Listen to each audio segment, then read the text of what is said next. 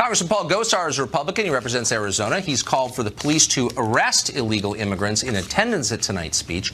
Capitol Police say they don't have the resources to do that, even though they don't know the names of the people who are there, as well as the congressman they're accompanying, because they're in the newspaper. Meanwhile, Republican Senator Jeff Flake tweeted this in response to Gosar's proposal, quote, "This is why we can't have nice things," meaning that when Republicans get power, they break things. He's not the only Republican who is casting aspersions on Congressman Gosar, and of course Democrats are united in their contempt for his suggestion. The congressman joins us tonight. Congressman, thanks a lot for coming on.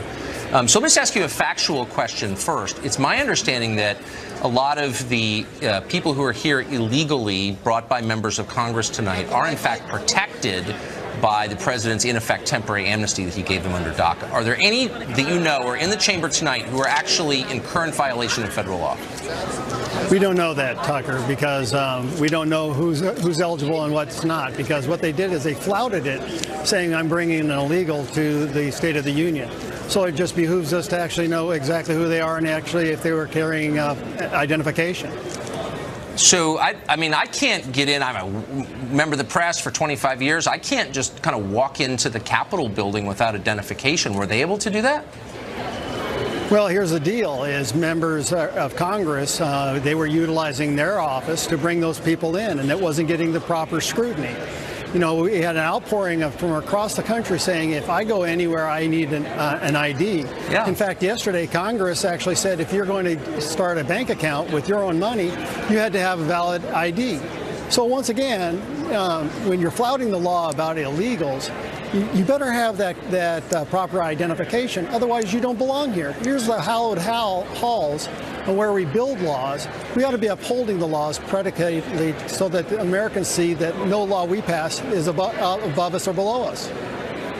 So just to be totally clear and factual about this, because your comments have driven a lot of response, including, again, from a member of your own delegation, Jeff Flake, also from Arizona. You believe that some of the illegals that members of Congress are bringing tonight have not been vetted in the same way that American citizens would have been vetted if they came to the Capitol. Is that what you're saying? Absolutely. You don't have the proper identification. If you were under a program, a visa or whatever, that's proper documentation. But the way members of Congress flouted it, and particularly in this president's face, that's what we suspected. And you know what? If that's what we suspect, you should apply to the same letter of the law that all the rest of everybody has to do. Well, yeah. I mean, you'd think at least they would be held to the standards that Americans are, not to some different and sort of special standard. So quickly, why did your senator, Jeff Flake, attack you, if in fact he was attacking you when he sent out that tweet? What did that mean? Oh, he absolutely is. We don't see eye to eye on this issue, Tucker. What I want to have is a conversation about all the issues about immigration, to make sure that we reward legal immigration, not reward illegal immigration. You know, I've got children, and what you do is you help children by saying, listen, this is the best way to do it, and when they do something wrong, they go into timeout. What about the victims that are standing in line for tens and tens of years and hundreds of thousands of dollars? They're the true victims. And then we also have to take on, states like California that are taking a fight right to the federal government.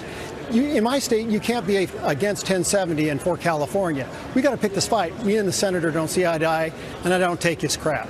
Well, and let me just say really quick in closing, I mean, he didn't actually respond to your point at all or make a case against you. He just dismissed you as if you were a child, which is, of course, the hallmark of a dumb person. You know, Tucker, we've been crossed before. We had a conversation about his vote with Loretta Lynch and about his duties as a senator, and he lost that display in front of Congressman, thank you. In the audience. We're out of time. Thanks, Good luck Tucker. tonight.